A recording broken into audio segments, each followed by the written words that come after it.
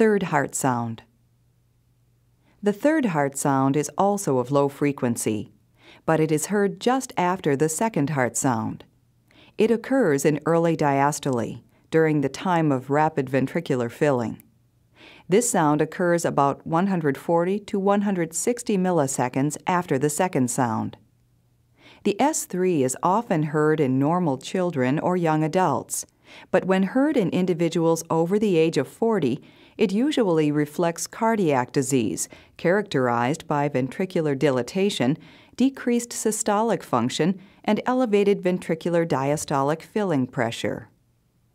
Its nomenclature includes the term ventricular gallop, protodiastolic gallop, S3 gallop, or the more common S3.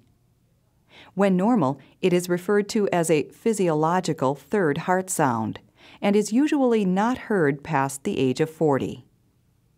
The abnormal or pathological third heart sound may be heard in individuals with coronary artery disease, cardiomyopathies, incompetent valves, left-to-right shunts, ventricular septal defect, VSD, or patent ductus arteriosus, PDA.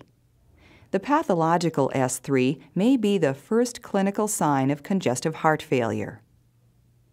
The S3 may have its origin in either left or right heart. The S3 of left ventricular origin is best heard at the apex. The S3 of right ventricular origin is best heard at the left lateral sternal border. The S3's low frequency is best heard with the bell lightly held. Both S3 and S4 increase with exertion and become fainter with the patient sitting or standing. Third heart sounds are often associated with sharp outward precordial movements, which frequently can be seen or felt.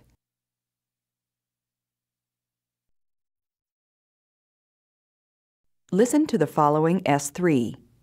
The third sound will be taken out occasionally to enable you to determine its position in the cardiac cycle.